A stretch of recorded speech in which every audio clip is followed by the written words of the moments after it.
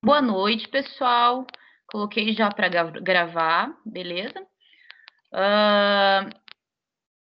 A gente vai começar a aula, né? Só dando uns recadinhos. Eu já fiz isso ontem para o pessoal da minha disciplina de metodologia científica.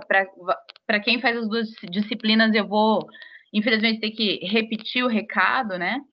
Então, assim, ontem eu falei para a galera que eu fechei, então, as notas do primeiro bimestre, beleza? Então, assim, se vocês tiverem dúvidas sobre a questão da nota e tudo mais, vocês podem me mandar, né, as dúvidas sem problemas. A gente sana as dúvidas, mas agora eu não consigo mais alterar a nota de primeiro bimestre, a não ser que seja para correção. Não tem mais prazo, inclusive, para entregar trabalho, nem a recuperação.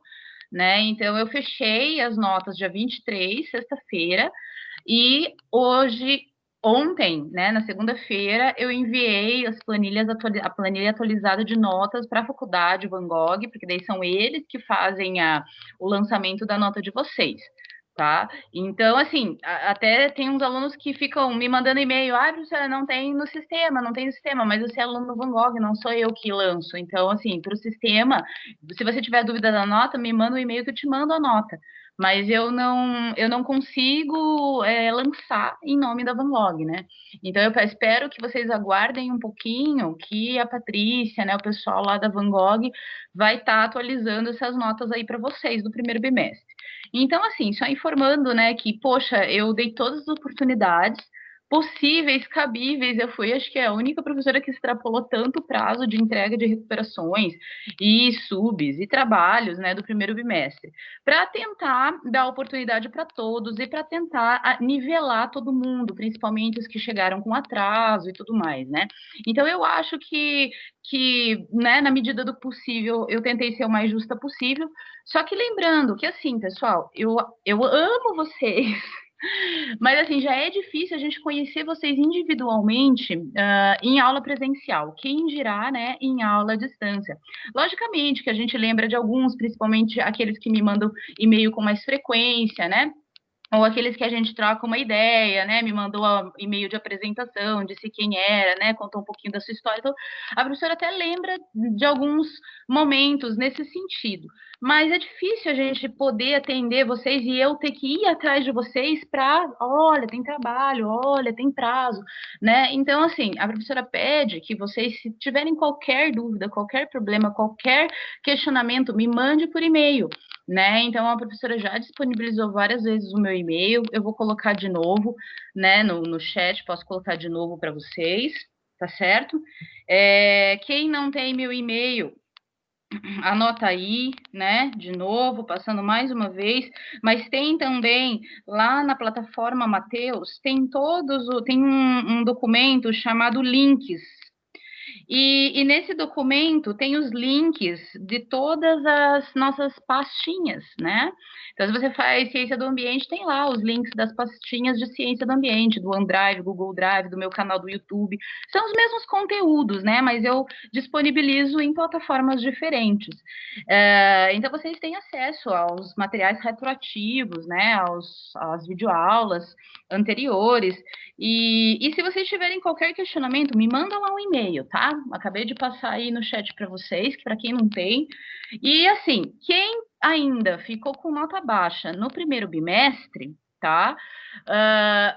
Vai ter que esperar o segundo bimestre agora para eu poder colocar agora novos prazos de outros trabalhos, né? Para tentar recuperar, né, o que perdeu, né? Então, assim, a professora vai ainda dar chances de fazer outras atividades e tudo mais, mas, assim, tem que fazer e tem que me entregar no prazo.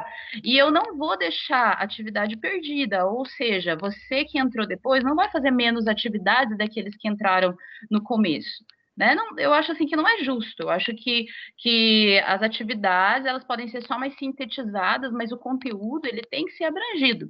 Né? Então, esse negócio de, por exemplo, replicar nota, né, como foi sugerido e até autorizado a se fazer, comigo não vai rolar. Eu posso trabalhar até 1000 vezes mais, e que é o que realmente está acontecendo, por isso até que eu estendi mais os prazos do que os outros professores.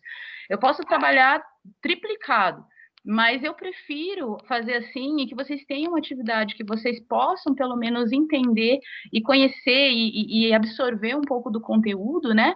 Do que simplesmente eu fingir que ensino vocês e vocês fingirem que aprendem. Né? Não é minha filosofia de trabalho, né? Então, eu acho que se vocês, eu sou super acessível, né? Estou sempre respondendo os e-mails, eu sempre respondo vocês na medida do possível. Às vezes eu posso demorar um pouquinho, porque a vida da prof é bem atribulada mesmo. Nossa, assim como eu acredito que a de vocês também seja, né? Então, assim, a gente pode ir conversando, a professora é bem acessível. Às vezes eu dou uns puxão de orelha, né?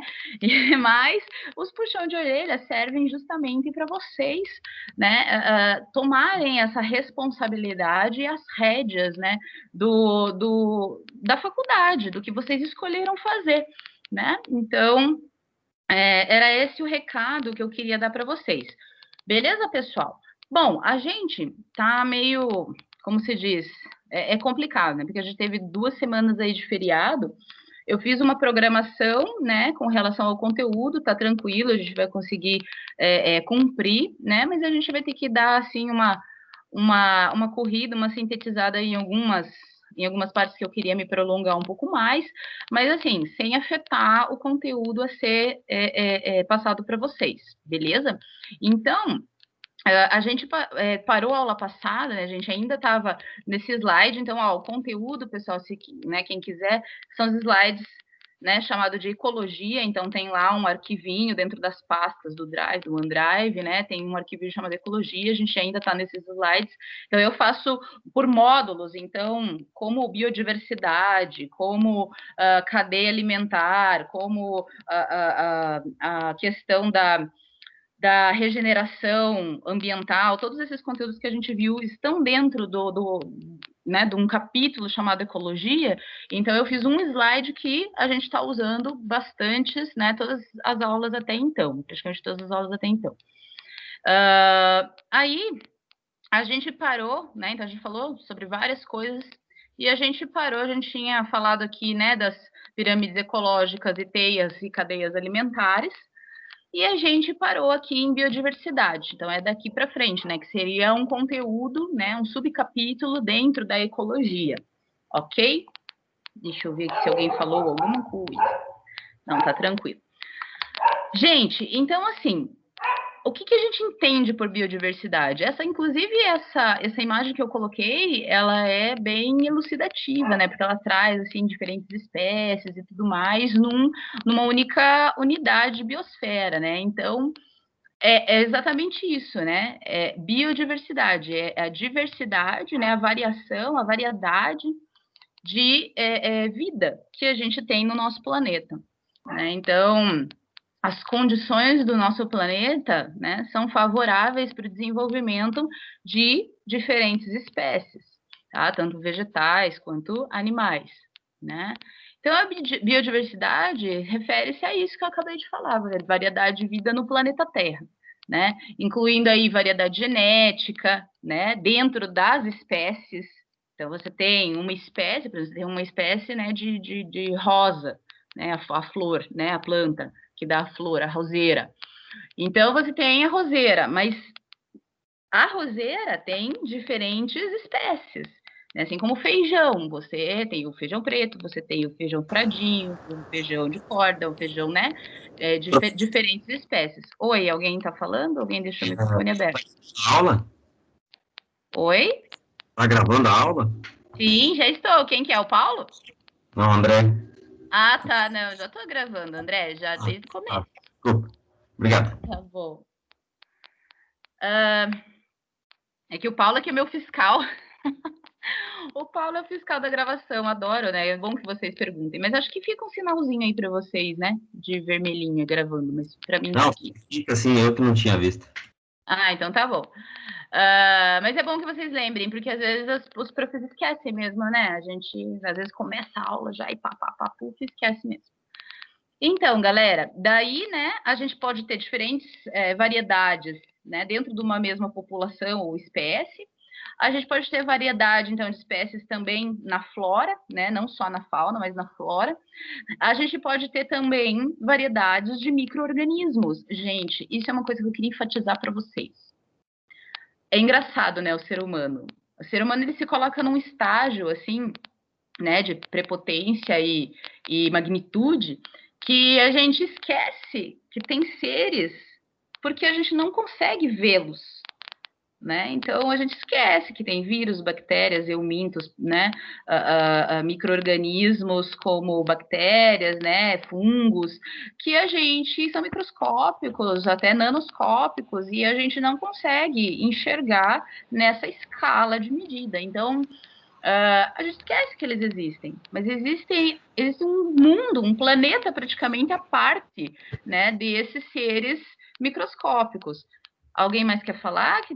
Abrir o microfone?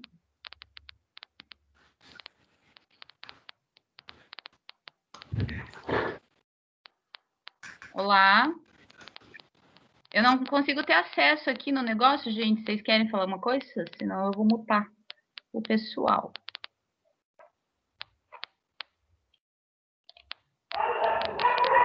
Tá.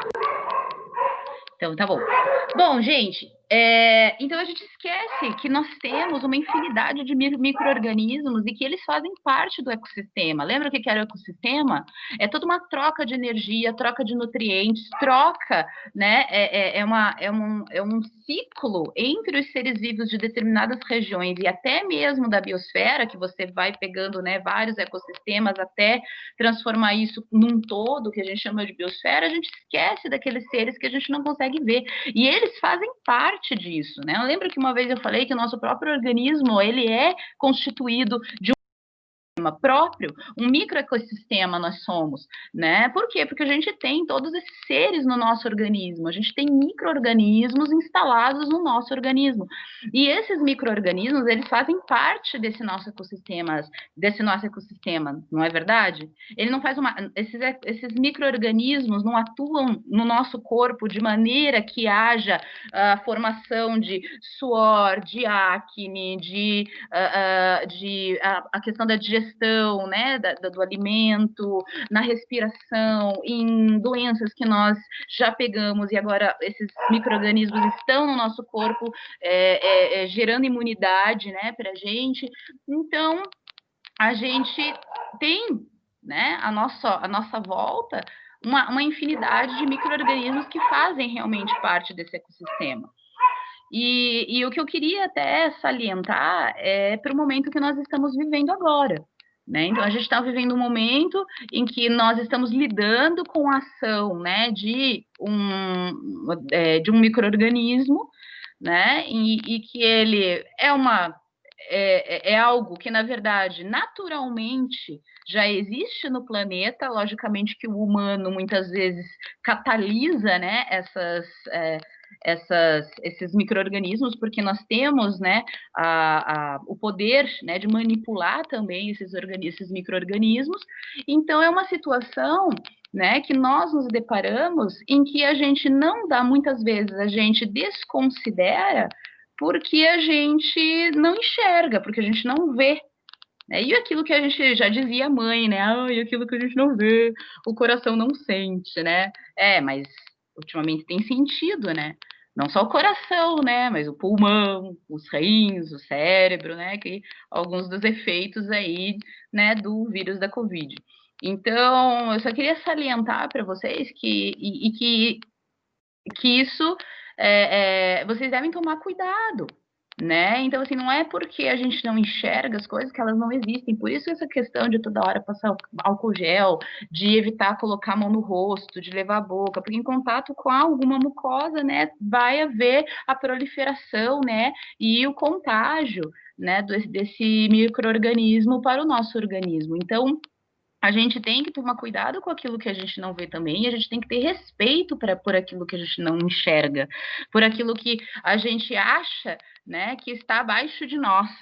Né? Então, a gente teve até, eu estou na semana da CIPAT lá na empresa, né, acima da CIPA, e foi bem engraçado que hoje realmente foi uma palestra sobre isso, né, e a menina fez um experimento bem interessante, que o pessoal da fábrica, nossa, é verdade, porque há um relaxamento, né, à medida que o tempo vai passando, que as coisas não vão acontecendo com a gente, que a gente não tem mais preocupação e que a vida, querendo ou não, tem que dar sequência de alguma maneira, a gente esquece que esses micro-organismos estão por aí, porque não acabou, não é assim que funciona, né? Então, eles fizeram uma prática interessante, né, de respingar um produto, né, colorante, né, nas mãos, tal, do indivíduo, né, simulando o contato, né, com uma superfície que tivesse contaminada, e fizeram lá a prática de asepsia, né, e foi engraçado, porque mesmo fazendo a prática de asepsia,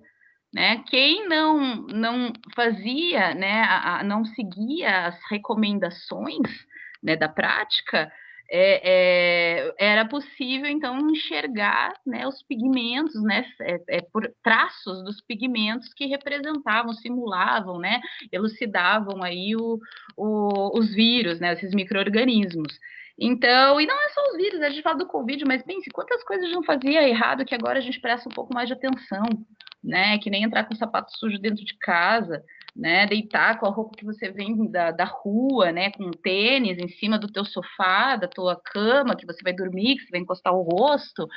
Então, não é assim, um sentido de, meu Deus, uma neurose, né, mas é algo que você, poxa, tem que estar atento, tem que pensar, né? Então, a higiene ela é muito importante para a nossa saúde. Lógico, né, que tem a questão da imunidade, de a gente também ter a vitamina S de sujeira no corpo, né? Logicamente, mas isso, né, de uma maneira controlada, que a gente consiga, né, combater efeitos adversos no nosso próprio organismo. Tá? Então, eu queria fazer essa ressalva para vocês, para a gente não esquecer da situação em que nós nos encontramos.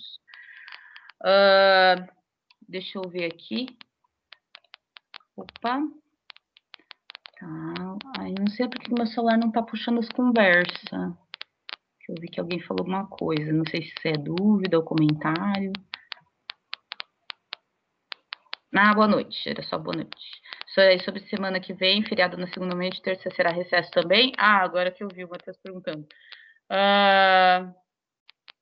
Segunda é feriado, Matheus, mas terça tem aula normal, eu acredito, gente, pelo amor de Deus. Se tiver mais feriado, não sei mais o que fazer com tudo, com todos os conteúdos, gente, demais. Mas terça tem aula normal, tá bom? Achei que era outra dúvida. Bom, vamos lá.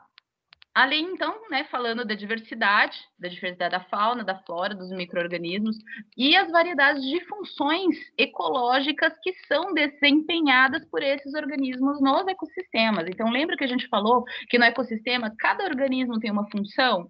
Né? Então, poxa, o pássaro tem uma função, o animalzinho terrestre tem uma função, os mamíferos têm uma função, os répteis têm uma função, né? Os fungos, as plantas, o solo, tanto os fatores bióticos quanto abióticos têm uma função dentro do ecossistema, né? E a variedade de funções desses seres, dessas vidas, né? Elas designam também uma biodiversidade. Né? Então, por isso que a biodiversidade dentro de um ecossistema é de extrema importância, né? Porque faz todos os ciclos, né, biogeoquímicos acontecerem. Né? Então, a troca de nutrientes entre a atmosfera, o solo, a água e os seres vivos, né? Essa troca ela é fundamental para a sobrevivência do planeta. Se não houver essa troca, essa interação entre esses seres, ou seja, se esses seres simplesmente acabarem, se a poluição tomar conta totalmente do solo, se não tiver mais água potável, né, ou água dentro dos parâmetros ideais para a nossa sobrevivência, não funciona, o ecossistema não funciona. É por isso que hoje, atualmente, estudam-se, né, sistemas de preservação de centros ecológicos, para que mesmo que haja o desenvolvimento, né, tecnológico e capitalista, ainda haja essas trocas, né, de nutrientes e energia entre os seres vivos e os seres e os fatores abióticos. Certo? Deixa eu ver aqui se alguém falou alguma coisa. Professora, você vai falar do trabalho nessa aula ou só nas próximas? Só nas próximas aulas trabalho, eu preciso recuperar um pouco matéria, tá bom? Para ter conteúdo para trabalho para vocês, né, gente? Tá bom? Então é só conteúdo. Trabalho a gente vai falar semana que vem. Vamos lá. Opa, tá. Então, né, as funções, a variedade de funções, né, dentro desses seres no ecossistema também é de extrema importância para o funcionamento, né, do planeta. E detalhe, né, gente, não precisa ser muito, a gente já falou isso, né, nas aulas. Então, assim, do jeito que a coisa anda, a gente está caminhando realmente para situações bem drásticas da nossa própria subsistência, da nossa própria sobrevivência humana, né? Então é o que eu sempre digo, o que está acontecendo agora e que a previsão para 2050, né, que a gente tem de um colapso ambiental, realmente vai interferir na vida de muitas pessoas. Às vezes, gente, a gente não percebe, por quê? Porque não acontece com a gente. Porque não está aqui, né? Mas a gente tem várias já evidências, né?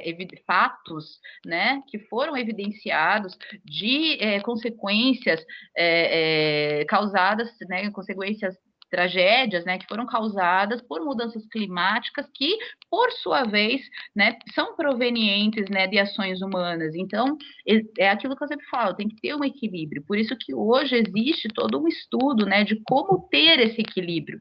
E é possível, logicamente, desde que haja o bom senso, principalmente daqueles que detêm, né, as maiores potências, né, do setor financeiro, né, e econômico.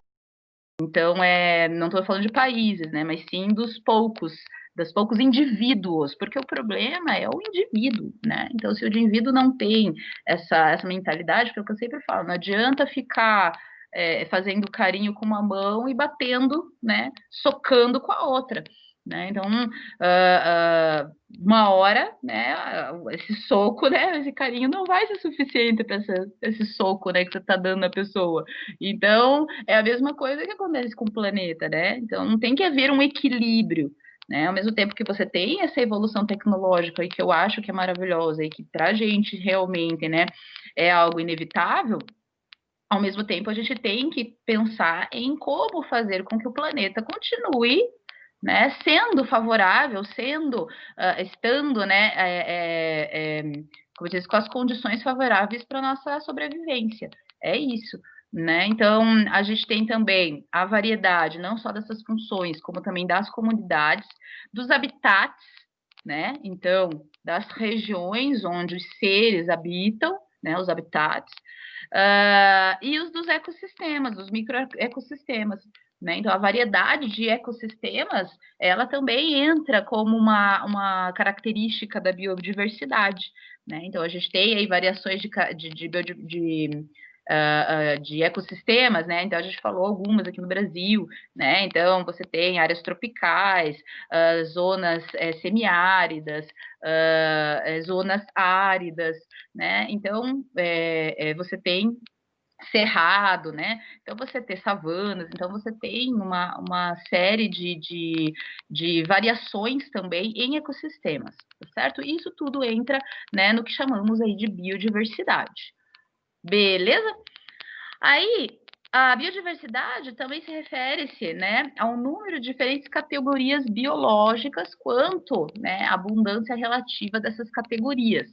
Inclui, né, variabilidade ao nível local, como em complementariedade biológica entre habitats, variabilidade entre paisagens, né? Então é bem isso, uma coisa complementa a outra. Na verdade, se você for avaliar a extensão, né, da parte terrestre do planeta, como a evolução, né, do planeta foi acontecendo ao longo dos anos, né, e como essa biodiversidade ela foi, né, fragmentando-se, né, então gerando novas regiões e novos seres diferenciados em diferentes regiões, né? Toda essa evolução, né? Ela trouxe então essa variação tanto de seres vivos terrestres quanto aquáticos, né? E também de vegetação. E a gente pode perceber que um ecossistema influencia no outro. Mesmo os ecossistemas tendo características diferentes, né? Então, regiões muito secas, regiões muito chuvosas, né? Por exemplo, arenosas, né? Regiões muito arenosas, a gente tem essa variedade de ecossistemas, mas elas se complementam, elas trocam, né, querendo ou não, nutrientes e compostos, né, elementos químicos, né, que são fixados devido a existência desses seres, desses organismos nesses ecossistemas, né? Então, essa troca, ela existe mesmo entre ecossistemas, eles se complementam, né? Então, é bem interessante essa questão da biodiversidade também entre os ecossistemas. A biodiversidade inclui, assim, a totalidade dos recursos vivos ou biológicos e de recursos genéticos e os seus componentes. Então, a biodiversidade está em todo lugar que a gente olha. Todo lugar que a gente vê tem biodiversidade. Se a gente olhar para a gente mesmo, tem biodiversidade, né? Microbiodiversidade. Então, a gente não pode pensar, para você ver, né? Vocês verem que a gente não pode pensar que a gente está acima de qualquer coisa, né? Então, a biodiversidade é uma das propriedades fundamentais da natureza, né? Por quê? Porque essa biodiversidade faz, né, com que haja, né, existe, então, a interação, né, desses seres na biosfera. E a interação desses seres, dos fatores bióticos, né, que são os seres vivos, com os fatores abióticos, que seria a energia, o solo, a água, né, a atmosfera, essa junção, né, desses dois nichos, né, transformam então o planeta no que ele tem de biodiversidade, tá certo? Essa biodiversidade, pessoal, tudo que eu estou falando aqui agora é justamente para falar que ela é responsável pelo equilíbrio, pela estabilidade dos ecossistemas, pela nossa sobrevivência, né, pela troca de nutrientes e fonte de imenso potencial de uso econômico, né? Desde que controlado, desde que bem aproveitado. Então a gente tem uma cultura, né? Eu falo muito para os meus alunos, a gente tem uma cultura exploratória, de pensamento exploratório. Vamos só explorar. Não. Existem outras formas de você fazer o bom uso daquele recurso sem ter, né, o objetivo apenas de exploração, né, demasiada que tende, né, a uma hora, tende ao finito, né, tende a uma hora a acabar. Então, existem vários estudos, inclusive, nossa, gente, a agrofloresta é um dos estudos mais interessantes de preservação dos ecossistemas, então, de você plantar o que você quiser no meio da floresta. E a pessoa aí da engenharia agronômica, né, com certeza vai estudar isso, essa questão de troca de nutrientes, a gente vai falar um pouquinho aqui, né, quando a gente estiver falando de ciclos biogeoquímicos. Essa troca de nutrientes, ela é importantíssima para dar riqueza ao solo. E se você não dá riqueza ao solo, aos micro-organismos que estão naquele solo, ela não vai produzir mais, né? E essa pobreza, né, do solo causa, né, gera outras consequências, como, por exemplo, né, a poluição a poluição atmosférica, a poluição hídrica, né? Então, por exemplo, a década de 30 nos Estados Unidos teve uma das maiores crises ambientais. Gente, década de 30 a gente está falando. Tá? Então, o que aconteceu? Década de 30 houve uma explosão, né, na exploração do solo em cultivo de milho. Né? Então, ainda hoje, os Estados Unidos é um dos grandes países plantadores de milho, né, fornecedores de milho, desse grão, enquanto o Brasil é soja, né? E a forma com que eles plantavam, né, que é fazer aquele arado, né, você arar a terra, você está destruindo a terra. Você não está, sei lá, né? Parece até que é saudável, né? Fazer esse arar a terra, né? Parece que tá deixando a terra fofa, né? Visualmente, né? Parece que é bom, mas não é bom.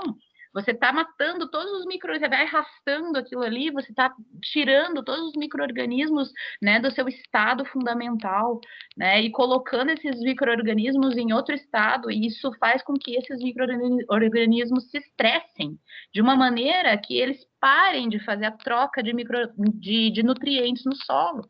Né? Então, existe esse estudo da utilização da agrofloresta, justamente por quê? Porque quanto mais variedade de plantas você tem numa região, mais rico e mais fértil é o seu solo, isso é cientificamente provado. Né? Ai, gente, deixa eu colocar tá sem colocar o negócio aqui. Só um pouquinho. Ai, gente, tá louco, parece que eu tô dando aula pra um bando de morto. Vocês não estão falando nada hoje. Olha, nem aqui no chat. Aí vou até comer um salgadinho. Vai me incomodar, professora? Claro que pode. Isso é uma conversa. Parece que eu tô falando pra ninguém. Ui, credo. Mas estou ouvindo, professora. Já dou algumas posições. Ai, não. Eu só quero saber se vocês estão curtindo, se vocês estão entendendo, se tá tudo bem. Se vocês estão vivos, tá tudo bem se vocês estiverem jantando. Foi uma coisa nova para mim, porque eu vim no interior, né? E para mim, na minha concepção, eu achava que arar a terra era uma coisa boa. Pois é, mas não é. É uma coisa ruim, na verdade, para o solo. Inclusive, ai, gente, deixa eu botar aí para vocês. Eu aprendi muita coisa e assistindo. É que, assim, eu já falei para vocês que eu sou bem televisiva, né? Eu gosto de fontes televisivas porque é onde eu capto aquelas informações e daí depois eu vou pesquisar. Então, eu adoro fontes televisivas. Eu assisti uma série no Netflix chamada Solo Fértil. Para quem faz a agro aí, putz, acho que vai curtir, né? Então, um dos maiores estudos hoje é como salvar o nosso solo. Né? Porque a galera acha que o carbono, por exemplo, é uma coisa maligna, né? Então, assim, na verdade, o carbono não é maligno, o carbono é vida, nós somos feitos de carbono, tudo é feito de carbono, né? Existe uma química só para o carbono, né? Só que o problema é a forma como esse carbono ele é emitido, né? A sua variação, as suas variações, né? Como substâncias, né? E qual é a quantidade, né? Que está sendo emitida. Então, essa relação que é o problema, e não o né? Então, para vocês terem uma ideia, o planeta, né, se bem utilizado, ele tem total capacidade de absorver todo o carbono, né, emissões, né, de gases de carbono, então monóxido, dióxido de carbono, que é proveniente da indústria, para vocês terem uma ideia. Então, é bem interessante essa relação, né? E daí até ia colocar, coloquei ali, né, o solo fértil.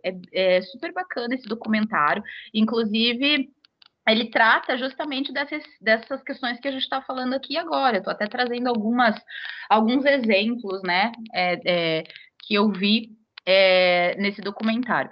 E daí, né, a prof foi dar uma pesquisada sobre a questão do arado, que eu fiquei curiosa. Falei, nossa, é verdade, né? Nunca pensei nisso.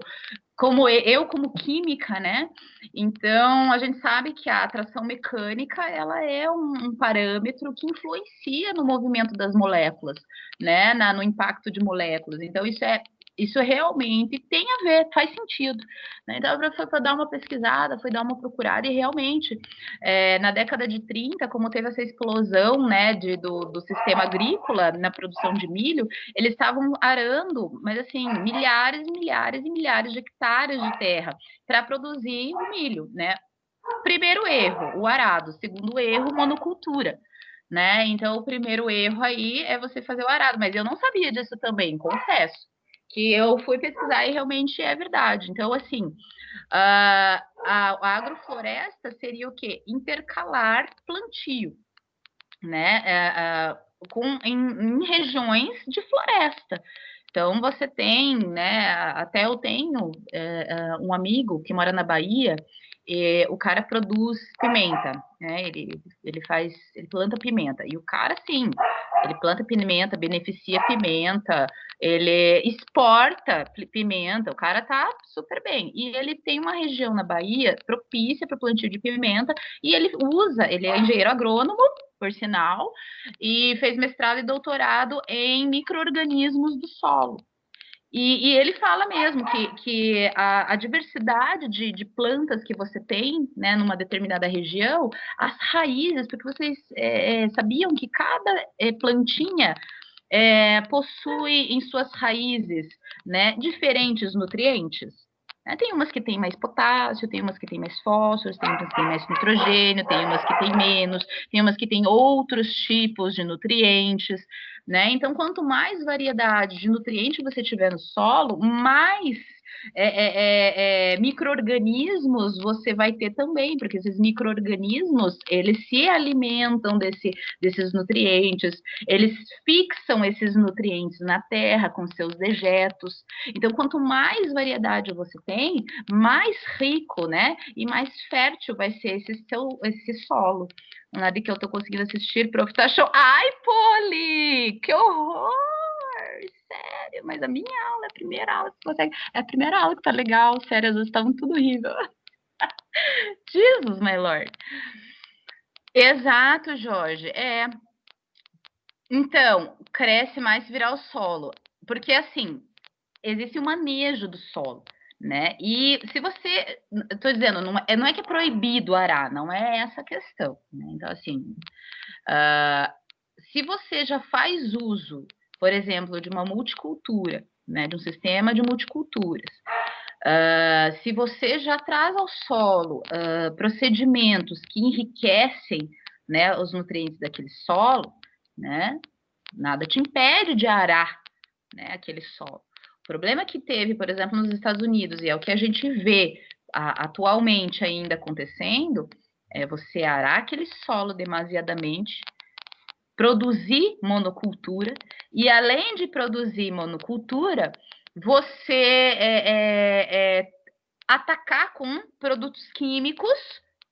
Por que você ataca com produtos químicos? Não só inseticidas, mas também nutrientes. Por quê? Porque já tá, o teu solo já está quase morto, tá morrendo, não tem mais micro-organismos ali para fixação de carbono, de nitrogênio, de fósforo, de outros potássio, magnésio e outros sais minerais e elementos químicos. Então, nutrientes, você não tem mais esses nutrientes, você tem que fazer o quê? De uma forma artificial.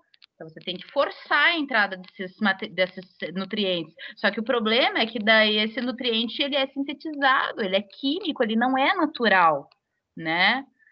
Exato, Thiago. Só que daí a gente tem o problema dele ser químico, não ser natural. Porque daí o que acontece? Qual que é o problema dele não ser natural, dele ser químico? Porque você não vai ter aqueles micro-organismos que fazem parte do ecossistema, que fazem com que haja menos poluição, por exemplo, na água.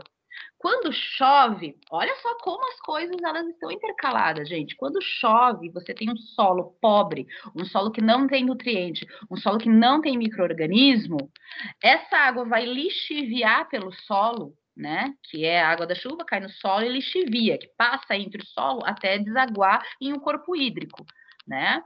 Então, quando essa água lixivia, né? Os micro-organismos, eles são filtros naturais, né? Eles absorvem os minerais, eles trocam nutrientes com a água, né? Possibilitando, então, o quê? A vida aquática, né? Então, quando você não tem mais essa interação, Thiago, você perdeu muito da riqueza do solo. E adubo químico não resolve isso, né? O adubo químico só vai resolver na hora. Para quê? Para tua planta crescer. Depois que cresceu, colheu, acabou, arou de novo, não tem mais nada naquele solo.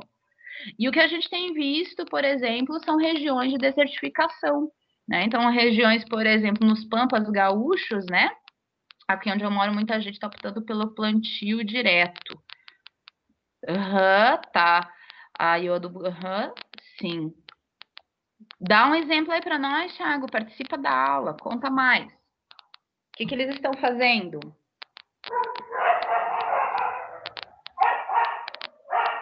Onde você mora, Thiago?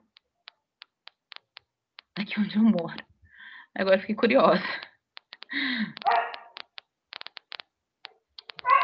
Eita, nós. Bom, Thiago, vai dando seu pitaco aí, né? Então, aqui em São José. Tá, entendi. Conta mais aí, vai jogando no chat o que tá rolando, me conte. Né? Então, todos esses, para vocês verem, então, né, que cada ecossistema tem a sua função. Né? Então, esse ciclo, né, da chuva cai no solo, solo troca nutrientes, né, com os micro-organismos, né, e tararau. Aí lixivia a água ela já sai diferente do que ela caiu, né, e vai para o corpo hídrico, que propicia, então, dentro daquelas condições favoráveis à vida aquática, né? Que, consequentemente, nos interfere também, né? Por quê? Porque a gente se alimenta daquele peixe que está ali, ou a gente se abastece daquela água que está ali naquele corpo hídrico, né? Então existe uma série, veja, é realmente uma cadeia, é realmente uma teia, é realmente a interação de ecossistemas, de seres envolvidos nesse ecossistema, tá certo? E a queimada, o que acontece? Favorece ou acaba com o solo. Queimada acaba com o solo também, né? Então a gente está vendo aí essas situações de queimada, né? É feito uma plantação tipo de capim ou aveia, e quando ela seca, a planta-se direto sem arar. Entendi. Provavelmente para esses nutrientes desse plantio anterior, né, permanecer no solo e não sofrer tanto com arado. Legal, Thiago. Valeu, faz sentido. Né, faz sentido. E o Jorge, né, comentou que a queimada, o que acontece, favorece, acaba. Na verdade, acaba com o solo, né, Jorge? Putz, dá uma olhada nessa série do solo fértil, eles trazem isso também, né, as queimadas no solo. Então, a gente está passando realmente por uma situação de um momento, né, de queimadas, né, na região brasileira, né, a gente vê muito isso também na Califórnia e em outras regiões, né, de outros países, e ai, não, meus dog. Amor, chama eles, que eles já subiram já umas 2 vezes. Puxa eles para baixo. Por favor. Então tá bom, obrigada. E a gente tem, desculpa aí, galera. E a gente, tive uma experiência onde o milho veio melhor, onde tinha mais cinzas do que nos outros lugares. É que depende depende do teu plantio, o que você está plantando, né? As cinzas, é aquilo que eu falei, Jorge, cinzas não é ruim, porque cinza é carbono, né? Então depende daquela característica daquela, né? E depende do que você estava plantando. O milho pode ter vindo bom, pode ter sido bom para o milho, mas pode não ter sido bom, né? Com certeza não foi bom para o solo, para os micro-organismos daquele solo, né? Então, quando você tem queimada, principalmente essas queimadas bruscas que a gente está tendo aí, né, atualmente no nosso país, em determinadas regiões, a gente tem sim a degradação do solo. E não só isso, as cinzas, né, se ali ficam por muito tempo, né, elas acabam influenciando na vida, né, daqueles micro-organismos daquele solo no ecossistema. Né? É muito mais fácil desmatar e plantar em outro lugar do que recuperar o solo ou manejá-lo. Com certeza, é muito mais fácil, muito mais barato, né, Tiago? Então, é muito mais, na verdade, barato entre aspas, porque já existem estudos que apresentam que a agricultura, né, multiagricultura, a agricultura sustentável, a agrofloresta, né, quer mais, gente, quer mais economia do que você ter a própria nutriente do teu próprio solo, né? Em vez de ficar comprando nutriente para injetar no solo, né? Plantei mandioca nessa aipim. Ai, Giovanni, seu Deus. Eu já plantei mandioca, nasceu aipim e eu comi macaxeira. Falta de tecnologia. Pois é, Thiago, falta de investimento muitas vezes, né? Também novas tecnologias, mas não, eu acho que não é só isso, eu acho que não é falta de tecnologia, eu acho que é falta de querer, falta de querer mudar, entendeu? Por quê? Porque às vezes dói um pouquinho no bolso daqueles caras que tem demais, né? Falta de interesse mesmo, é isso, falta de interesse, não é falta de tecnologia, não é falta de ciência, não é falta de conhecimento, não é falta disso, sabe? O problema é que quem manda, não pensa, né? Eu acho que é mais ou menos assim. Tem festa... Ai, esse Giovanni. Né? Então, vamos lá, continuando. Então, nossa, gente, viajamos aqui, hein? Tá louco? Então, né, como eu estava falando, a gente tem, olha, a gente parou, a gente tem uma fonte, essas aulas são sempre assim, né? A gente tem uma fonte imensa de potencial de uso econômico no nosso planeta, né? Mas infelizmente a nossa cultura de exploração, a gente sempre foi, gente, sempre houve a cultura de exploração. E o Brasil, ele sempre foi explorado desde que os portugueses chegaram aqui. Então, assim, exploração total, né? Sempre foi exploração, tanto de recursos humanos quanto de recursos ambientais. Então a gente só pensa em explorar. A gente tem que mudar essa nossa cabecinha, girar a chave, né? Então hoje tem tantos estudos que mostram, né, soluções viáveis. Ninguém está falando para parar a tecnologia, ninguém é Unabomber. Ninguém quer parar a tecnologia, ninguém quer ser radical, dizendo que não pode tecnologia, que não pode capitalismo. Não é isso. Olha, a prof nem está aqui para falar disso. Né? Então, é uma processo que mostrar para vocês que existem outras soluções de se chegar num equilíbrio de produtividade, consumo, né? E utilização dos recursos.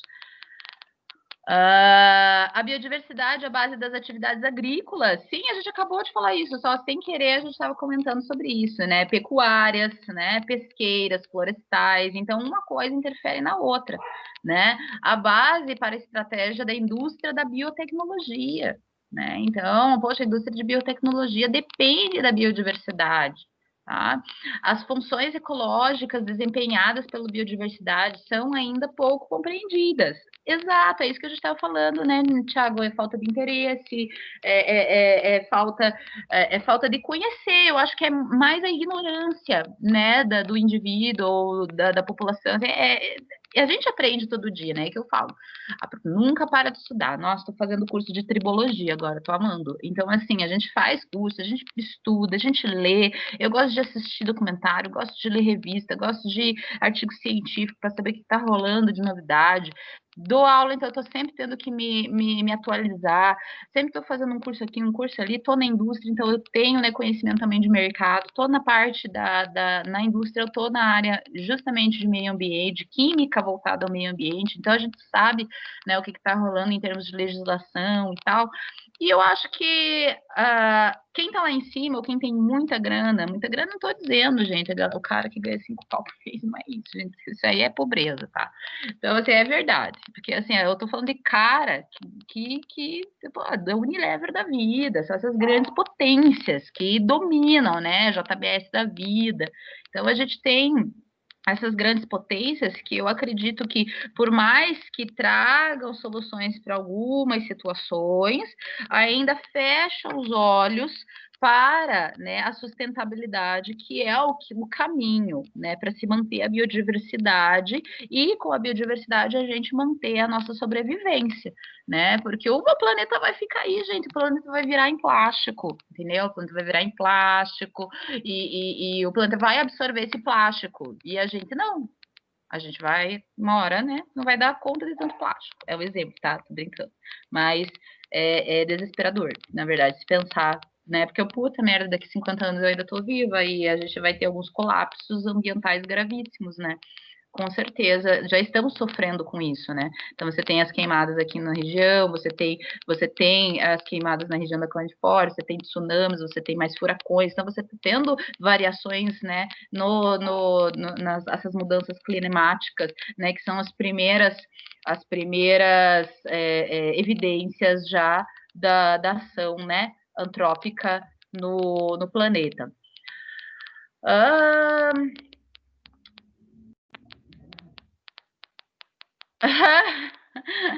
Pois é, dei um exemplo de apenas alguns metros quadrados plantados. Não vivo disso, na chácara, só para não nascer matos.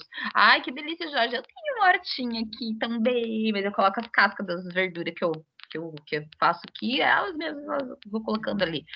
Então, eu adoro, mas eu queria ter mais tempo. Aí eu tenho que. É gostoso mexer com isso. Ô, Macaé, quer conhecer mais sobre o assunto? Então, vamos lá na nossa aula, vai, né, pesquisa aí, né, assiste o documentário que a prof passou ali, né, Solo Fértil, tá bom? Vocês vão curtir. ali algo muito interessante sobre um cientista chamado Marie Curie, sim, exato, a cientista que ganhou 2 prêmios Nobel em Química e Física. Sim, Marie Curie tem uma história maravilhosa, leia mais sobre ela. Valeu, Thiago, valeu, gente, a participação. Então, a biodiversidade, ela é base para essas atividades agrícolas, pecuárias, pesqueiras, né? Então, a gente estava falando exatamente sobre isso. A biodiversidade inclui a totalidade dos recursos vivos, biológicos, dos recursos genéticos, a gente já falou disso, eu tô voltando, olha a louca aqui, né? Eita, aqui, tinha perdido. É porque eu tô, por isso que eu tinha perdido. A função ecológica desempenhada pela biodiversidade, né, ainda são pouco compreendidas, muito embora considere-se que ela seja responsável pelos processos naturais, né, e produtos fornecidos pelos ecossistemas e espécies que sustentam outras formas de vida e modificam a biosfera, tornando-a apropriada e segura para a vida. É isso que a gente estava falando até agora, né? Então eu falei, só estou lendo tudo aquilo que a gente conversou até agora.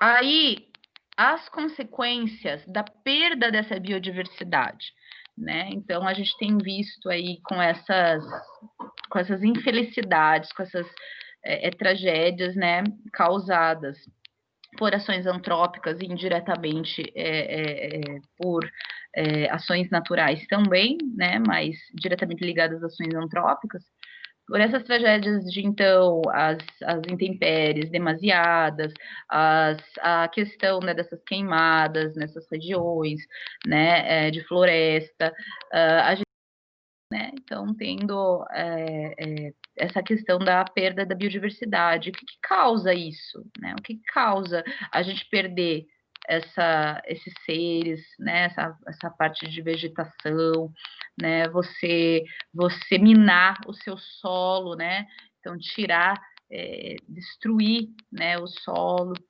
Então, é uma situação, eu penso que não basta só as queimadas, a gente tem essas ações, né, da agropecuária, da agroindústria, né, de uma forma exploratória, né, então, a gente tem tudo isso, e quando a gente fala de perda de biodiversidade, a gente acaba meio que tendo uma depressão, assim, né, então é perda e fragmentação dos habitats, né, então você fragmenta os habitats dos seres vivos, e esses habitats, né, se você você tira o habitat do ser vivo, o ser vivo vai ter que ou migrar para outra região, que não é um habitat, às vezes, propício para a sobrevivência desse ser vivo, né, ou então ele simplesmente morre, né.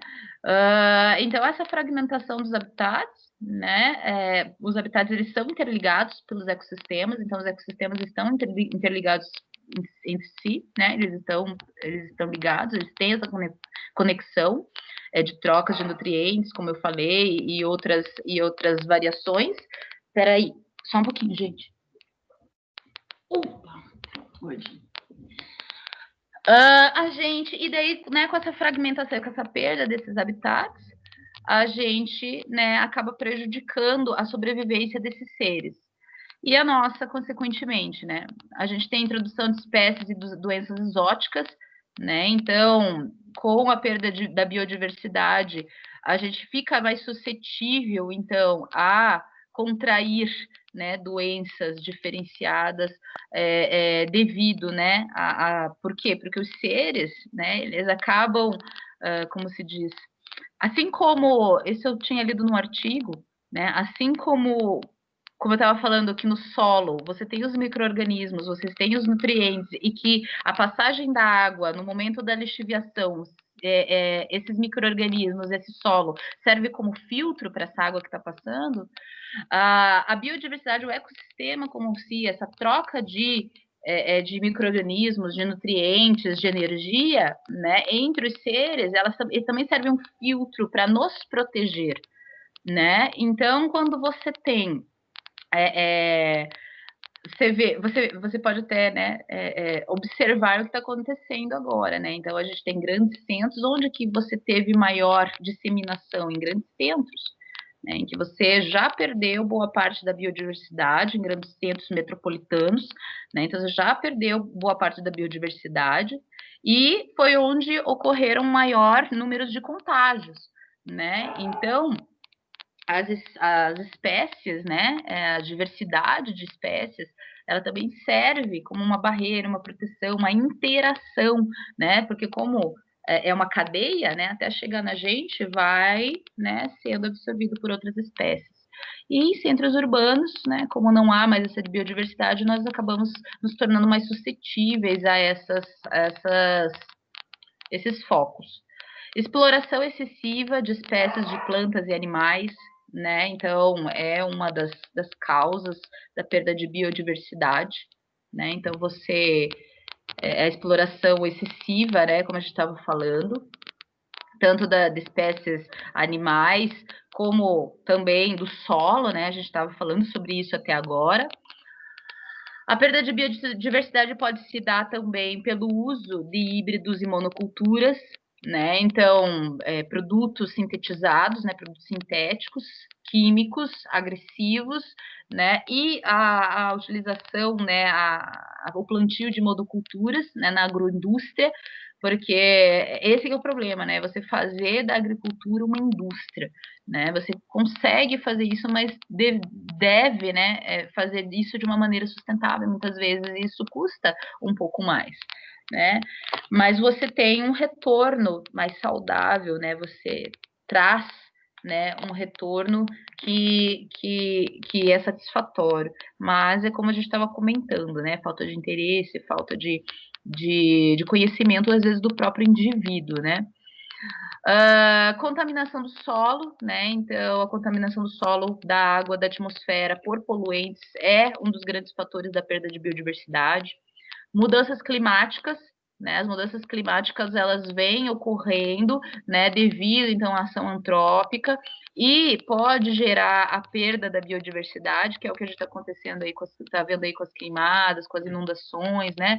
E as inter-relações das causas de perda de biodiversidade com a mudança do clima e o funcionamento dos ecossistemas, é o que a gente estava falando até agora, né? Porque todos esses ciclos, eles estão conectados, o ciclo da água, o ciclo do nitrogênio, o ciclo do fósforo, o ciclo do carbono, né? Todos esses ciclos biogeoquímicos, né, de interações entre os ecossistemas, eles são de extrema importância para a sobrevivência da biodiversidade, né? O Sérgio perguntou, prof, você sabe explicar qual a importância de fazer um EIA-RIMA, um estudo de impacto ambiental, né, e o relatório de impacto do meio ambiente? Sim, é importantíssimo para uma indústria se alocar numa região, Sérgio, fazer esse estudo, porque esse estudo vai avaliar, né, o nome já diz, quais os impactos potenciais que essa indústria pode causar naquela região, na biodiversidade, né, que existe naquela região, naquele ecossistema, né? Então, a partir desse estudo, é possível tomar medidas de construção de normativas, né, de construção, de condutas, por exemplo, ter áreas de preservação, né, ao lado da indústria, para poder fazer com que haja o menor impacto possível, né? Então, esse estudo ele é importantíssimo para você, por exemplo, tirar uma licença de operação para que a indústria possa, né, iniciar essas operações. Então, ela é pré-requisito, esse estudo de impacto ambiental é um pré-requisito para tirar a licença ambiental. Acho que eu respondi a tua pergunta, Sérgio. Se tiver algo mais específico, bota no chat que a gente vai conversando. Né? O estudo de impacto, ele vai avaliar os impactos hídricos, os impactos do solo, né? Contanto que a indústria já tem que ter até um memorando já prevendo que tipos de resíduos que vão gerar, a quantidade, né, mais ou menos, desses resíduos, para poder ter um planejamento de como essa indústria vai poder operar naquela região. Quanto tempo demora para fazer isso? Putz, meu bem, não sei. Depende do tamanho da indústria, né? Quanto maior a empresa, mais demorado fica, porque a análise é muito maior, depende da região, da área, depende se é área de proteção ambiental, se não é, se é área de indústria, então depende, se tem manancial, se tem, como se diz, lençol freático, se é perto de corpo hídrico, então depende muito, tem muitos parâmetros a serem avaliados para saber o tempo que demora fazer um estudo de impacto. Tá bom, Sérgio? É caro, é bem caro. E depende também do porte, mas é caro. Uhum. Você está precisando fazer? Você quer uma consultoria ambiental, Sérgio? Eu tenho quem te indicar, eu não faço essas coisas não, dá muito trabalho, Jesus. Ah, tá, não, beleza. Não, tranquilo. Mas quem precisar aí, eu tenho que indicar, tá bom, pessoal? Porque a prof, olha, larguei essa vida. Larguei essa vida.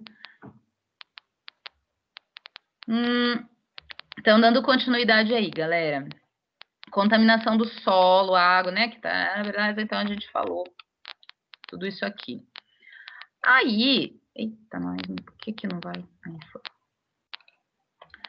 Conservação. 3 razões principais que justificam a preocupação com a conservação dessa diversidade toda, né? Bom, primeiro, porque se acredita que a diversidade biológica seja uma das propriedades fundamentais da natureza. Ela é responsável pelo equilíbrio e estabilidade dos ecossistemas. A gente acabou de falar sobre isso. E isso vai se comprovar quando vocês entenderem os ciclos biogeoquímicos da biosfera. Deixa eu ver se falou a mesma coisa. Professora, eu vi um comentário de que em Curitiba tem uma proposta de 160 poços artesianos para aliviar a crise hídrica. Mas isso não causaria problema nos seus lençóis freáticos? Não, não causaria. Depende de como estão esses lençóis também, né? Daí tem que fazer um estudo de impacto. Se for se existir essa proposta, com certeza, para ver essa liberação, vai ter que se fazer um estudo de impacto ambiental, né? Para estudar as regiões que serão perfuradas para fazer esses poços artesianos, né? Então não causa assim um malefício, não é essa a questão, é só que é o tal negócio, né? A gente tem o corpo hídrico, né? Então, essas bacias hidrográficas, né? Então, constituída de lagos, rios, né? E a gente tem as águas subterrâneas, né? Que são os lençóis freáticos, os bunções, né? Mas é como se fosse uma reserva, sabe como? Então, assim, é uma reserva. Se estiver chegando já nesse ponto de ter que tirar água dali, meu amigo, é porque a situação não tá legal. Não é verdade? Né? Então, a gente... e os lençóis freáticos, esses bolsões, eles são recuperáveis. Né? Então, assim, contanto que agora é proibido uma casa, uma residência fazer um poço artesiano, né? Porque poço artesiano, ele é somente permitido para indústrias, dependendo da vazão consumida, né? Então, tem uma série de legislações que implicam, né? Você tem que pedir autorização para abrir poço artesiano, você tem que pedir autorização ambiental, né? Então, tem uma série de legislação que impacta, né? Não é sair abrindo poço por aí. Contanto que na década de 80, nossa, era muito comum você ver casas. Na minha casa, eu lembro, eu era pequena, eu lembro que a mãe contratou, né, a empresa para fazer um poço artesiano na casa que eu morava. Era pequenininha. E daí, mas eu lembro disso, e era super permitido. Nossa, eu lembro que todo mundo do bairro tinha, não faltava água, né? Porque se faltasse da rua, né, da concessionária, você tinha o poço em casa. E hoje em dia não pode mais. Né, você tem uma série de protocolos a ser seguido. Não, inclusive, você não pede sua autorização. A gente fez um poço na indústria que eu trabalho, a gente abriu um poço artesiano, a gente teve que pedir autorização ambiental para o IAT, que é o Instituto Ambiental do Paraná, e também para a Agência Nacional das Águas, que é da Secretaria Estadual da Secretaria do Meio Ambiente, né? Secretaria Estadual do Meio Ambiente. Então, porque o IAP, ele é estadual, mas o IAT, ele é um órgão independente da Secretaria Estadual do Meio Ambiente, né? Então, são órgãos independentes, porém, que atuam, né, nos mesmos propósitos. Mas eles têm, muitas vezes, portarias que se complementam, ou portarias que têm alguma diferença, né? Mas é bem mais difícil, hoje em dia, você conseguir fazer poço, né? Se é cobrado pela água desse poço, não é cobrado. Não é. Tem uma taxa, se não me engano, que você paga, né, para esses órgãos.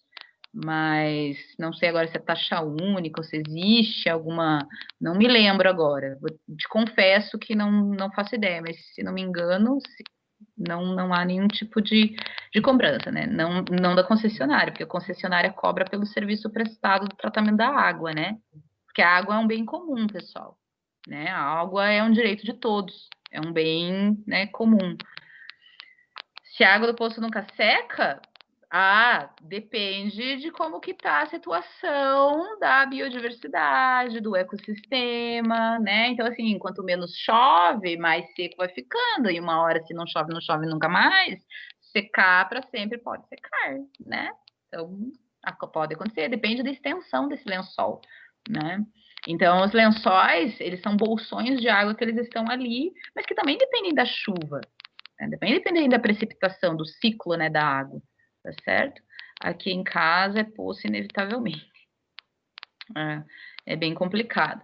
Daí eu sei que é proibido agora para residência, né? Então depende da tua atuação, para que a finalidade, né? Então, como você tem que agora pedir permissão para fazer um poço artesiano, e as empresas elas têm que prestar contas, né, dos poços perfurados para os órgãos ambientais, né? Então é bem assim, um pouco mais complicado, tá bom? A legislação vem mudando, né, ao longo dos anos. Aqui em casa é a água da mina, sim, nossa, maravilhoso. Você vê, né? É engraçado, porque quando eu era pequena, a gente via muita fonte de água, e água potável, né, por aí. Na cidade de Curitiba mesmo. Eu lembro que que tinha aqui no Bacaxiri, que é mais na minha região, a gente tinha vários pontos de bica de água mineral, assim. E hoje, infelizmente, não que eram de poços, né, artesianos feitos pela prefeitura, ou então eram provenientes de lençóis, né, de bolsões. Então, mas não tem mais agora. Isso era quando, né, faz bastante tempo.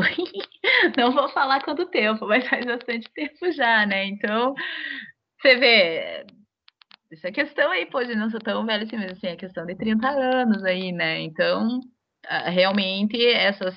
Porra, Giovanni, vai cagar, cara. Nossa, pô, nem tanto assim, né, velho?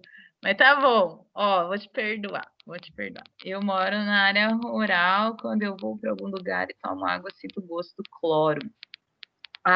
Sim, dependendo de como a água foi tratada. E, sim, essa questão de tratamento de água, pessoal, a gente vai falar mais para frente, né? Que a próxima aula já é sobre poluição, né? A gente vai ter que terminar ciclo biogeoquímico, mas é algo mais tranquilo. Daí a gente vai falar de poluição e daí já vem os tipos de tratamento, né? Então, são aí, a terceira aula, né? A gente já tem os tipos de tratamento, que é onde a gente vai meio que acabar, né? Finalizando com a parte de protocolos ambientais e órgãos ambientais, né? Mas o que eu quero trazer mesmo para vocês são os processos de tratamento. Então, o que acontece, na verdade, o processo, a água, né, tem gosto de cloro, a água tem isso. Então, assim, o processo de tratamento, ele é eficiente, né? Então, é um processo de tratamento eficaz. O problema é que existem muitas, gente, eu tô no meio, eu sei como é que é. Então, assim, existem muitas indústrias, o sistema de tratamento da Sanepar, ele é excelente, tá? Ele é muito bom, né? Super eficaz, tá? O sistema de tratamento de água deles. O maior problema é que existem contratos com indústrias que destinam águas industriais, então você tem dois tipos de águas residuais. Você tem água residual industrial e você tem água residual doméstica. A água residual doméstica é o nosso esgoto, né? Então, o esgoto das casas, né? Essa água efluente sanitário. Isso vai direto para a Sanepar, que trata a água e volta para o rio, né? Deságua no corpo hídrico. E existe toda uma legislação, e existem não só a Sanepar, existem outras indústrias que fazem esse tratamento, que daí são indústrias, né, privadas que focam aí no tratamento de águas industriais. Então, a indústria, quando gera esse efluente, essa água, né, suja, contaminada, tem que mandar para empresas, né, privadas para fazer esse tratamento, porque a Sanepar só faz o tratamento do resíduo doméstico, da água do esgoto, né? Só que muitas vezes as indústrias fazem contratos com a Sanepar para desaguar essa água industrial na Sanepar, né? E a Sanepar exige diversos parâmetros, né? E essa água tem que estar dentro desses parâmetros para serem aceitos pela Sanepar. Só que quando você tem um contrato, a indústria, ela pode... a Sanepar não tem como fiscalizar isso. E a indústria pode desaguar o efluente, o resíduo dela de água, direto no esgoto, junto com a água doméstica, com o efluente doméstico. Só que o tipo de tratamento da água, né, o tipo de tratamento da água, do esgoto, é diferente do tipo de tratamento que se dá a um efluente industrial. Né, daí da indústria de pintura, da automobilística, né, da indústria, né, que nem a automotiva, da indústria de cerveja, de farmacêutica e assim por diante. Então, são tipos de efluentes diferentes, de águas residuais diferentes. A Sanepar tem um tipo de tratamento para água doméstica. E quando a empresa faz esse contrato, ela obrigatoriamente tem que ter uma ministração de tratamento dentro dela, dentro da própria indústria, que vai fazer um tratamento prévio e assim colocar aquela água dentro dos parâmetros aceitáveis da Sanepar, e a Sanepar então coletar essa água, receber essa água, não tem problema, desde que a indústria se comprometa a esse tratamento. Só que muitas vezes o que a gente vê, que para economizar, não, manda do jeito que tá, né? Poxa, se existe uma legislação, se existem uns parâmetros a serem seguidos, você não pode jogar na tubulação do esgoto uma água industrial, porque daí realmente aquele tratamento que é oferecido pela Sanepar, ele não vai ser eficaz para aquele tipo de efluente, que não é doméstico e sim industrial. Muito bem, o que acontece? Vem todo esse montante de água, seja da indústria, seja doméstico para a Sanepar tem que tratar, né? E deságua essa água tratada, ela deságua em corpo hídrico, né? Vai para corpo hídrico, então vai para rio, né? Vai para manancial e assim por diante, né? E existe licenças para isso e tudo mais. Vai para o rio. Do rio, a água, né? Então, o rio, né? Ele mesmo tem um procedimento de regeneração dessa água, que por mais que tenha havido esse tratamento, né, dentro dos parâmetros do CONAMA, que tem que ter, a água, né, do rio, ela é captada pela concessionária, pela indústria, ou pelo Sanepar, por exemplo, essa água do rio é captada, e essa água ela é retratada, ela é tratada novamente, né, para então ser distribuída à população. Então, existe todo esse processo, estão vendo? É um ciclo, gente, é um ciclo, existe todo esse processo. Então, se não houver um controle, né, realmente você vai, né, ter aí a sensação, né, de que não está sendo eficaz a sensação, né, a evidência de que não está sendo eficaz esse tratamento. Diga lá, Giovanni.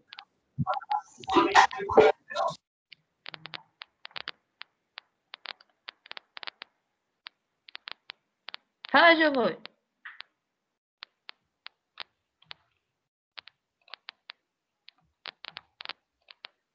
Fala, homem.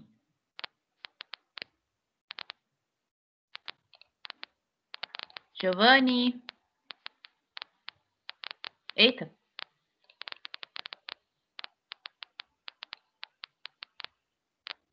Tá. Bom, então isso aí, pessoal, nossa, dá pano para manga, né? Dá para a gente conversar para sempre sobre essas questões. João Vitor, qual a diferença entre bolsões e mina? Ah, então, né, os bolsões, eles são semelhantes aos lençóis freáticos, só que os lençóis freáticos, eles têm maior extensão, os bolsões de menor extensão, né? E mina é uma fonte de água, né? É a fonte.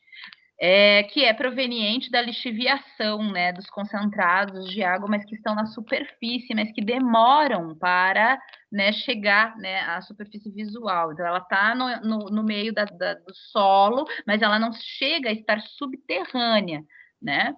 E ela vai, então, né, percolando por uma grande extensão até chegar num foco onde ela se junta e forma, então, aquela saída de água que a gente consegue enxergar e coletar a água, né? Então, essas são as diferenças entre lençóis freáticos, bolsões e a mina, né? Então, a mina é a fonte, né? Onde toda essa, digamos que a gente tem uma montanha, por exemplo. Então, choveu, a água que está na superfície do solo, né? Então, ela é absorvida, onde os micro-organismos vão fazer a fixação dos nutrientes provenientes dessa chuva, por isso que chuva ácida é o demônio, né? Mas, esquece chuva ácida agora. Mas daí chove nessa montanha, né? Choveu na montanha, aí o solo, né? Você tem a parte superficial, que essa água vai percolar, né? Então, ela vai correr a extensão dessa montanha, você tem a parte que vai ser absorvida pelo solo, que vai juntando e formando, então, bolsões ou o próprio lençol, né? E o lençol também vem da percolação de grandes extensões dessa água, só que subterrâneo, tudo subterrâneo. E daí você ainda tem uma parcela, né, dessa precipitação, dessa chuva, né, na camada superficial dessa montanha, que vai descendo, percolando, até chegar num ponto onde toda essa quantidade ela se reúne, ela se junta, formando então a mina. Beleza, João? 3 razões principais justificam a preocupação com a conservação. Então, primeiro, porque se acredita porque a diversidade biológica seja uma das propriedades fundamentais. Segundo, porque se acredita que a diversidade biológica representa imenso potencial de uso econômico. E terceiro, porque se acredita que a diversidade esteja se deteriorando, né?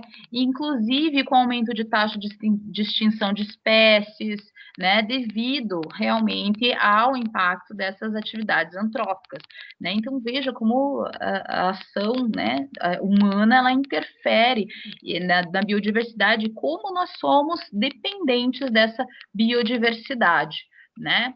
Pessoal, a gente vai falar de ciclos biogeoquímicos, né? Agora, então deixa eu ver aqui. Não sei se eu já consegui terminar, mas a gente vai. Deixa eu ver, acho que eu vou. Deixa eu ver minha programação aqui. Gente, vocês têm alguma dúvida, algum comentário? Vão falando aí. Quem tá curtindo, quem não tá curtindo, né?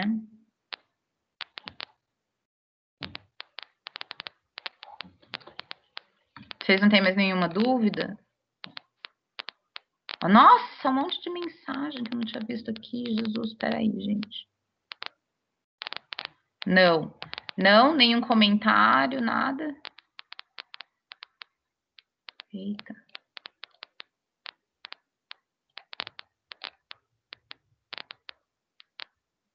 Não? Então tá bom.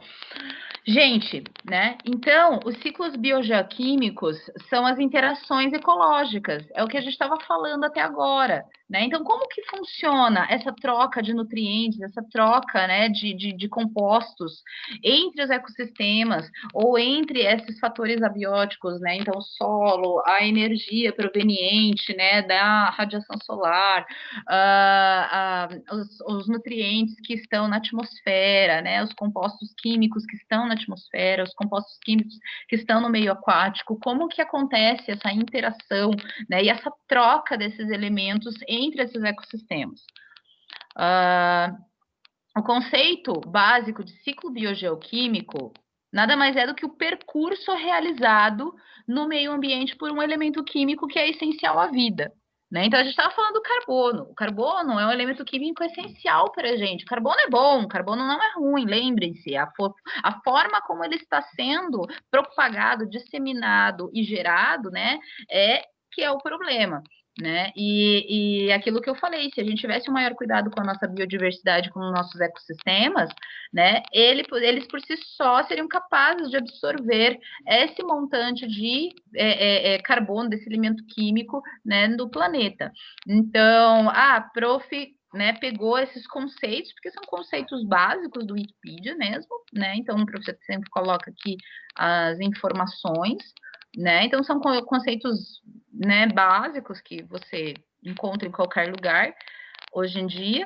O termo, ele é derivado, né? Então, ciclo biogeoquímico, ele é um termo derivado do fato que há um movimento, então, cíclico de elementos que formam os organismos, que é o bio, né? Então, é algo que os organismos dependem ou daquilo que eles são formados de fato, então, o bio, que é a vida, e o ambiente geológico, que é o geo, né? E químico, que vem, então, dessas interações químicas. Então, você tem ciclos biogeoquímicos. Ao longo desses ciclos, cada elemento ele é absorvido, ele é removido, ele é reciclado, ele é transformado, né? Por compostos bióticos, que são seres vivos, então componentes bióticos são seres vivos, então os seres vivos têm um papel importantíssimo na atuação desses ciclos biogeoquímicos, né? E também fatores abióticos, ar, água, solo, né?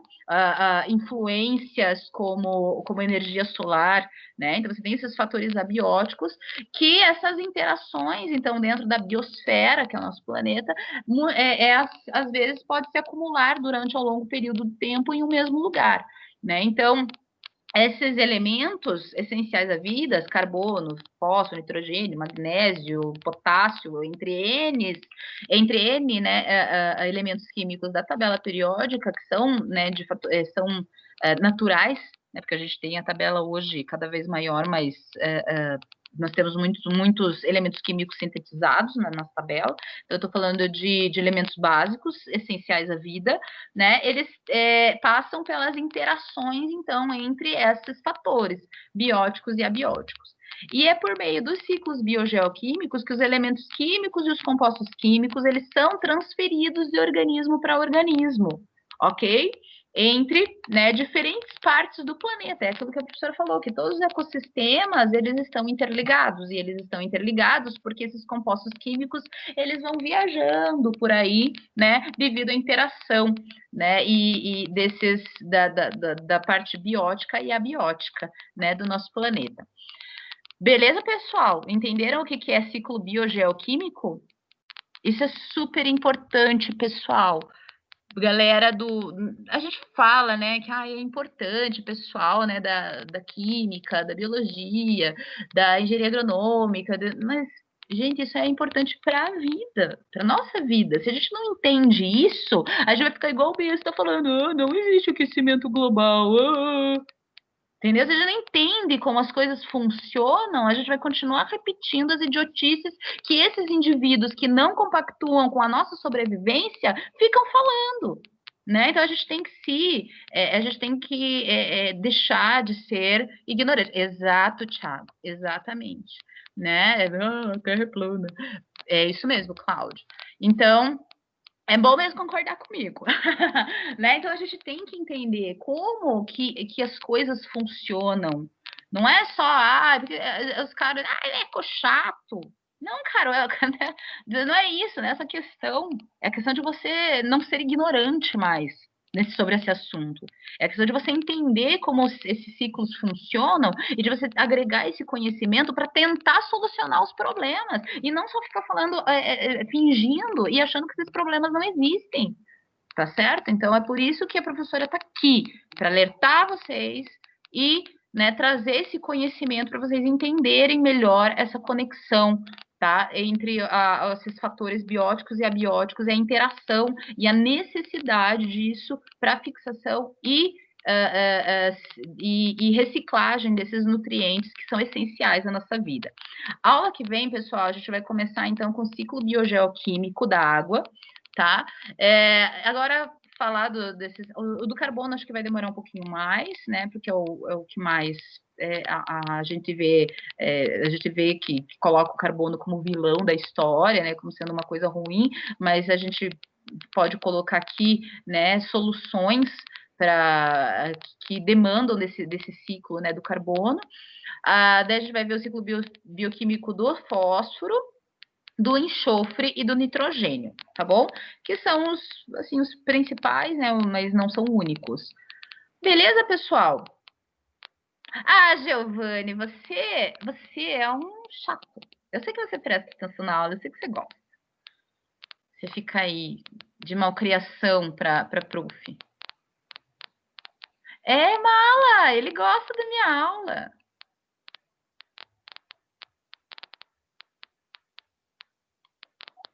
Beleza? Então tá bom. Valeu, galera. Vou parar a gravação. Se vocês tiverem alguma dúvida, é só me procurar. Beijo!